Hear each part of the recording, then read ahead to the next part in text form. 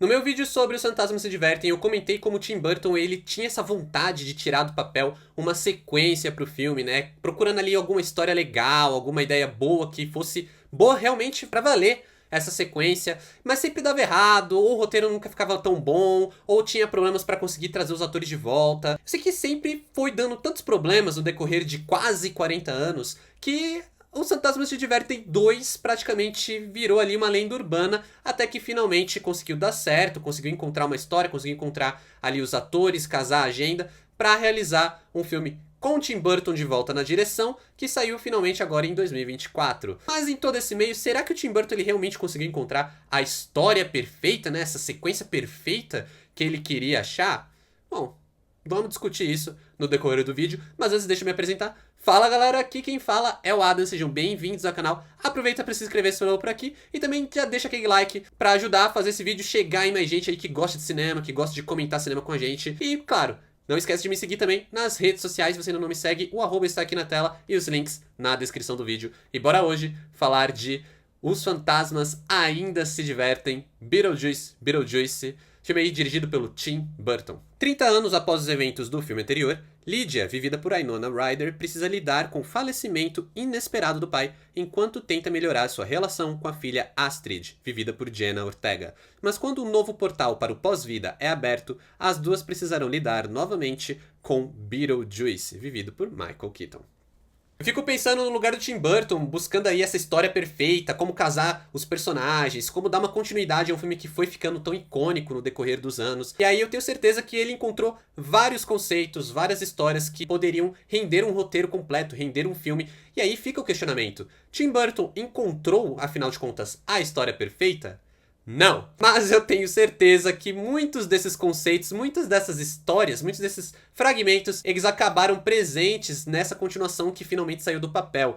E eu pelo menos consigo enxergar dois conflitos principais ali no filme, que poderiam facilmente ser o conflito único principal da obra, e um terceiro que pode ser lido mais como uma subtrama, mas que também poderia ser um pouco melhor trabalhado e tudo mais. Então é aquela coisa, o Tim Burton ainda não encontrou a história perfeita, mas Os Fantasmas Ainda Se Divertem com certeza tem mais de uma história pra contar. Inclusive nem é tanto aquela coisa de que o filme aqui poderia, sei lá, ser uma série de tanto personagem, de tanta subtrama, mas que talvez alguns minutos a mais pra desenvolver melhor um personagem, ou um plot ali, ou uma parte da narrativa, faria um pouco mais de sentido e justificaria algumas decisões. Falando realmente dos conflitos que eu enxerguei, né, desses conflitos principais, sem entrar em detalhes, sem dar nenhum spoiler, a gente tem ali um primeiro conflito que envolve a personagem da Jenna Ortega, que ao meu ver seria o conflito principal do filme, é o conflito que faz o filme andar, só que é um conflito que começa meio tarde, né? Um conflito que começa ali, o filme já tem andado, tem uma introdução longa, o que o primeiro também tinha. O primeiro ele tem uma introdução gigantesca para dar todo o contexto ali do Adam e da Bárbara. A gente tem essa história da Jenna Ortega, que é uma trama que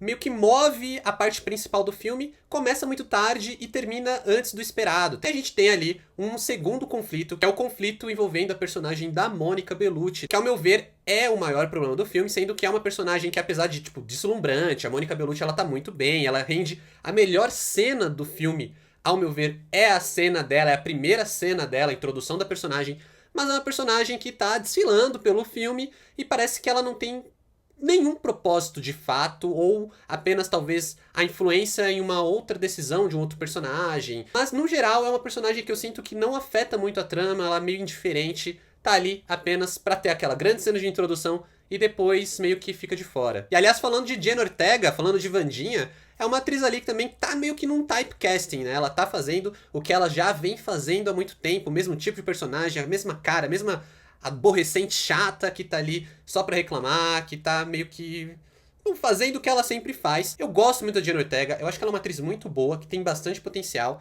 Já vi alguns filmes que ela demonstra esse potencial, mas que aqui ela tá meio que no modo automático. Não sei se é por causa da direção do Tim Burton, que também tocou Wandinha, mas o fato é que a Jenna Ortega, pra mim, é um dos elos fracos de Beetlejuice. Mas falando dos conflitos narrativos, a trama da Wandinha, por mais que eu ache que ela comece muito tarde e termine cedo demais, eu nem consigo dizer que daria pra remover. Esse plot, esse aspecto da narrativa é o que meio que movimenta o filme inteiro. Então o filme tem uma longa introdução pra contextualizar alguns personagens, pra trazer o retorno de outros, pra introduzir novos personagens, inclusive a personagem da Jenna Ortega, pra depois inserir esse conflito que acaba trabalhado de uma forma um tanto curta pro decorrer do filme. Mas como ele é um conflito que ele move o filme, ele joga o filme ali numa outra direção, eu não diria que dá pra tirar, né? Não é aquela coisa que, é dispensável, pelo contrário. É um plot interessante, é legal de assistir, só que ele, como uma base de roteiro, eu sinto que ele poderia ter sido trabalhado bem mais aqui no filme. E aí, talvez por abraçar conflitos demais e ter muitos personagens, onde ele vai dando vazão ou a personagens mais cômicos pra fazer um certo tipo de piada, a própria forma como o Beetlejuice está inserido aqui, o núcleo da família da Lydia, né, da personagem principal, o Burton, ele vai assumindo uma loucura que aí é onde os fantasmas ainda se divertem e acaba se destacando. Essa loucura que ele traz pro filme, com uma montagem bem hiperativa, que vai pulando de plot, assim, embora acabe costurando tudo muito bem, não fica um filme confuso, um filme que tá estranho de assistir, pelo contrário, a gente acaba sentindo uma boa fluidez.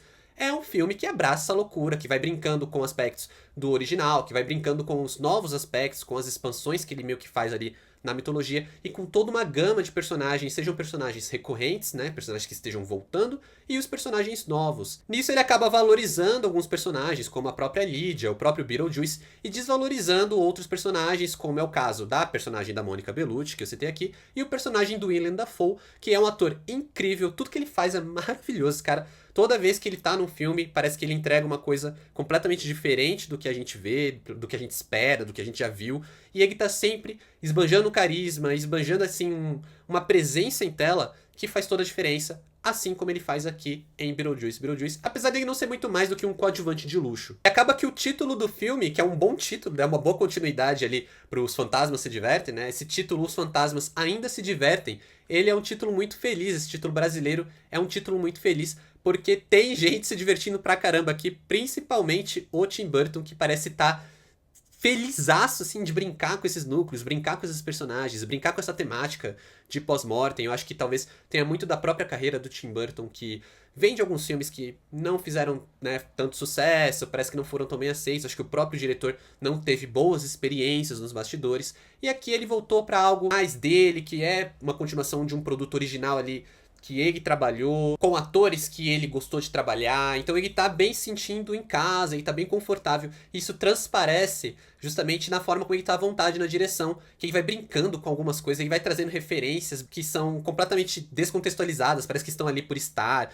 ele vai trazendo alguns temas, algumas piadas. O humor é muito acertado por causa disso, por causa da imprevisibilidade que o próprio filme assume consigo mesmo, enquanto o diretor, ele também, como eu falei, tá super confortável. Toda vez que ele entra ali no pós-mortem, ele brinca com as cores, ele brinca com o design, tanto o design de figurino quanto o design de produção, que são coisas do o filme anterior, que, né, que é trazido de volta, tem aquela carga de nostalgia que acaba até se limitando nestes aspectos. O Burton, ele acerta muito ao limitar essa carga nostálgica, mas nessa parte visual, enquanto o filme, ele surpreende por trazer uma certa originalidade narrativa. Porque ele não faz como muitas dessas continuações ou sequências legado de filmes antigos, que é se aproveitar de uma estrutura familiar para fazer um novo filme que basicamente é a mesma coisa com novos atores. Ele parte do que ele já estabeleceu no filme anterior para expandir os conceitos, brincar com essa mitologia, não sei se já dá pra chamar de mitologia, né, apenas com os dois filmes, mas com todos os conceitos que ele já tinha introduzido lá no primeiro. Alguns ele traz de volta e expande, outros são simplesmente novos, mas ele parte ali do primeiro filme para trabalhar algo novo, que é bem diferente estruturalmente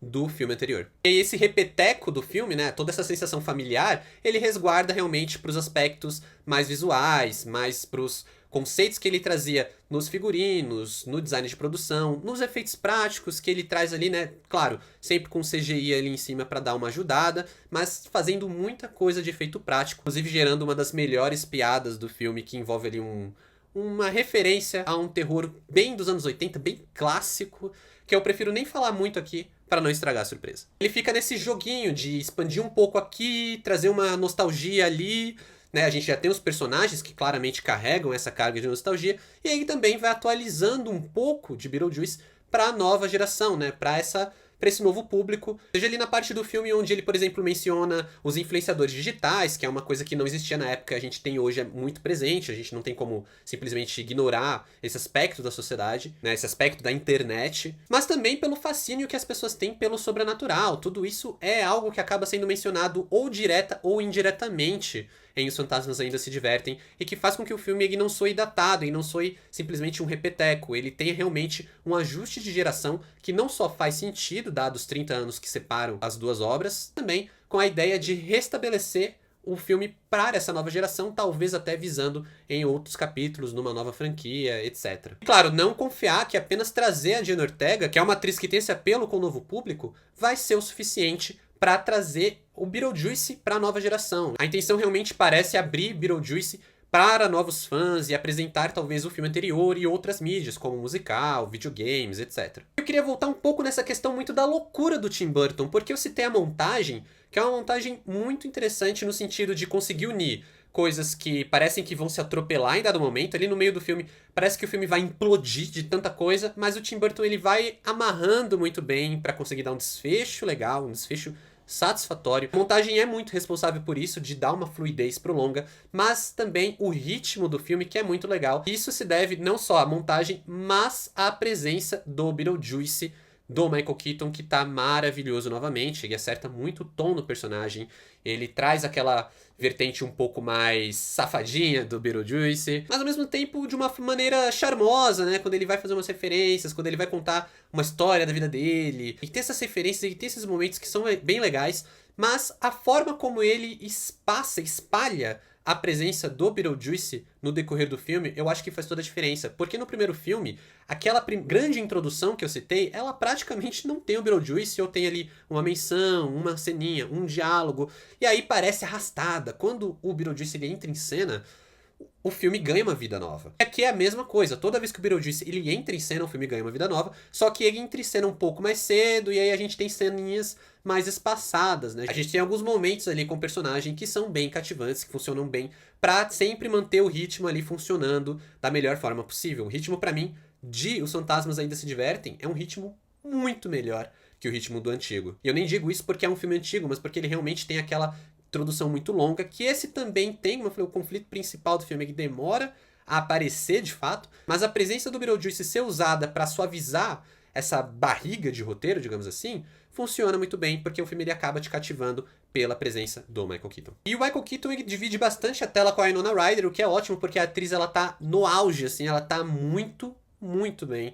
É talvez a melhor atuação do longa pra mim, eu acho ela fascinante, por causa das caras e bocas, das reações, ela tem um timing ali de reação muito bom. Toda vez que uma piada é jogada, toda forma quando ela, sempre que ela tá interagindo com o personagem, funciona muito bem. Acaba que ela, pra mim, acaba se destacando até mais do que o Beetlejuice em alguns momentos, o que eu não tinha sentido no filme anterior, mas agora aqui ela tá bem mais equilibrada e até roubando a cena pra si em alguns momentos ou mais dramáticos ou mais cômicos. Inclusive ali na cena que a gente, obviamente, tem que ter um momento musical do filme, como a gente tem um momento musical muito icônico do primeiro filme, a gente vai ter que ter um momento musical também aqui, que infelizmente não é tão icônico quanto o do original, ainda que seja bem engraçado, seja tanto pelo momento que ele entra na narrativa, quanto pela cena em si, que é muito boa, o contexto ali do momento é muito legal. É uma questão muito do humor que o Tim Burton ele escolhe assumir aqui, e coloca umas piadas que eu acho que talvez não vá fazer sentido para boa parte do público, tipo a piada do Soul Train, que é basicamente trem da alma, né, em tradução livre, então tem todo um contexto ali de estar inserido, mas também tem um duplo sentido, porque Soul Train é um programa dos Estados Unidos dos anos 70 e 80 que era de música soul, né? Então é uma cena ali que ela brinca com essa referência, é uma baita cena, eu achei uma das melhores piadas do filme, e é uma piada que eu acho que talvez nem todo mundo vai entender, mas que funciona muito bem. Pra quem entender a piada, é maravilhosa. Brincando com esse legado, mas sem se restringir às nostalgias que ele possui, o Tim Burton ele acaba fazendo um filme que não é perfeito e tá longe disso e não encontrou a sequência perfeita, mas com certeza é um filme bastante divertido e que surpreende, dadas as devidas proporções, porque é uma continuação que tinha tudo para ser simplesmente um repeteco voltado ali pro caça-níquel, mas acaba sendo bem mais que isso, com a personalidade em alguns momentos que são bem marcantes e bem divertidos. Para Os Fantasmas Ainda Se Divertem, Beetlejuice, nota 7. Eu fiquei muito feliz como esse filme ele consegue trazer essa lembrança do original de uma maneira bem interessante, bem legal. Ele aproveita bem os personagens antigos. É claro, tem uns probleminhas ali, seja com um personagem ou outro, um momentinho ali da narrativa ou outro, mas ele consegue voltar a sua lógica pro original, com um carinho, mas com uma liberdade que faz toda a diferença quando a gente tem a experiência de ver o antigo e olhar para esse novo. Algo que, por exemplo, faltou no último Caça-Fantasmas, cara, que é um Caça-Fantasmas que ele não sabe para onde ele quer ir. Ele tem um complexo ali de tanta coisa. Aquele filme, sim, ele implode logo no começo, logo nos primeiros minutos, no primeiro terço do filme, ele acaba implodindo de tanta gente, tanta subtrama, tanto personagem, vilão também que não é aproveitado. Mas você pode saber um pouco melhor da minha opinião nesse vídeo que eu vou deixar linkado aqui. Eu também vou deixar linkado o vídeo do primeiro filme, Os Fantasmas Se Divertem, que eu comentei recentemente aqui no canal. Então aproveita aí pra assistir os dois vídeos. Se quiser comentar aqui embaixo sua expectativa com o filme ou o que você achou, se você já assistiu, eu vou ler todos que vocês comentarem. Obrigado por assistirem até aqui. Valeu, falou e até mais.